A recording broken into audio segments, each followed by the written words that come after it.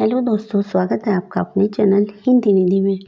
तो आज हम पढ़ने वाले हैं सूरदास का दूसरा पद। सूरदास का पहला पद हमने पहले वीडियो में देखा। अगर जो आपने नहीं देखा तो उसको जाके देखिए, फिर दूसरा पद उसके बाद देखिए। तो शुरू करते हैं।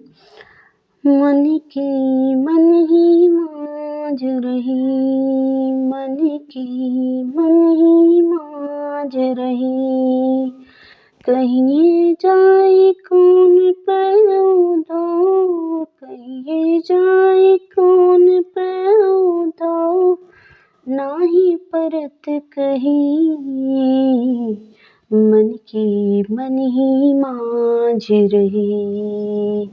अवधि आधार आस आवन की, अवधि आधार आस आवन की, तन मन बिथा सही, मन की मन ही मांझ रही। अबीन जोग संदेशनि सुनि सुनि, अबीन जोग संदेशनि सुनि सुनि, बिरहनि बिरह दही, मन की मन ही मांझ रही। चाहत हुती गुहार जितहि तै, चाहत हुती गुहार जितहि तै, उठते धार बही, मन की मन ही मांझ रही। सूरदास अब धीर धरहि क्यों, सूरदास अब धीर धरहि क्यों, मर जादा न लही, मन की मन ही मांझ रही। तो यह पद अब हम इसकी देखेंगे व्याख्या। मन की मन ही मांझ रही। तो जो गोपियां हैं वो उद्धव से कहती हैं कि हे उद्धव, हमारे मन में छिपी बात तो मन में ही रह गई। अर्थात वे तो सोचते थे कि जब श्री कृष्ण वापस आएंगे तब वे उन्हें विरह विरोध में झेले सारे कष्टों की बातें सुनाएंगे। कहिए जाई कौन पे उद्धव, नाही परत कही। पर अब तो उन्होंने निराकार ब्रह्म को प्राप्त करने का संदेश भेज दिया है। अब उनके द्वारा त्याग दिए जाने पर हम अपनी असहनीय विरह पीड़ा की कहानी किसे जाकर सुनाएं।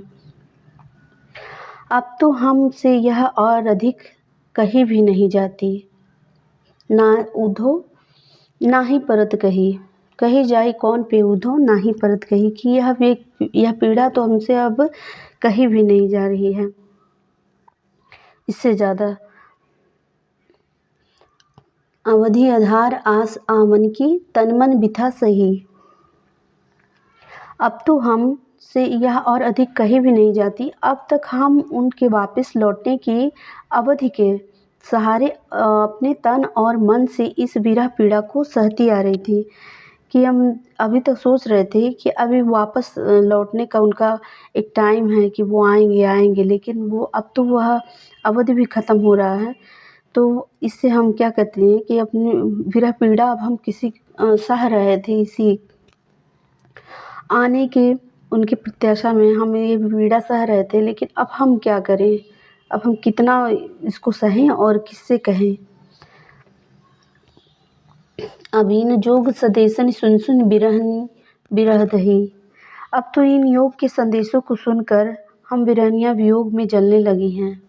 जो ये उद्धव जी आते हैं तो वो क्या करते हैं कि सारी जो गोपियाँ होती हैं उनको वियोग की बातें बताते हैं, मतलब योग की, कि आप योग करो, आप ब्रह्म को समझो और उन्हीं में ध्यान लगाओ, और यह जो सगुण रूप है इसकी उपासना ना करो, निर्गुण ब्रह्म की उपासना करो। तो गोपियाँ कहती हैं कि अब तो इन योग के संदेशों को सुनकर हम विरहनिया वियोग में जलने लगी हैं। अब ये विरह की योग की बातें सुन के तो और ज़्यादा विरह बढ़ गया उनका। चाहत हुती गुहार जितैते, उतते धार बही। चाहत हुती गुहार जितैते। विरह के सागर में डूबती हुई हम गोपियों के को जहाँ से सहायता मिलने की आशा थी और जहाँ हम अपनी रक्षा के लिए पुकार लगाना चाहती थी, अब उसी जगह पर क्या हो गया, योग की बातें होने लगी। योग संदेश रूपी जल की ऐसी प्रबल धारा बही है कि हमारे प्राण लेकर ही रुकेगी। ठीक है। अर्थात श्री कृष्ण ने हमें भुलाकर योग साधना करने का संदेश भेजकर हमारे प्राण ले लेने का कार्य किया है।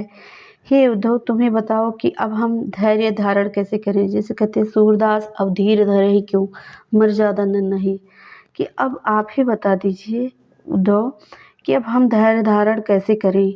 जिन श्री कृष्ण के लिए हमने अपनी अन्य सभी मर्यादाओं को त्याग दिया था, अब उन्हीं श्री कृष्ण के द्वारा हमें त्याग देने से हमारी संपूर्ण मर्यादा नष्ट हो गई है।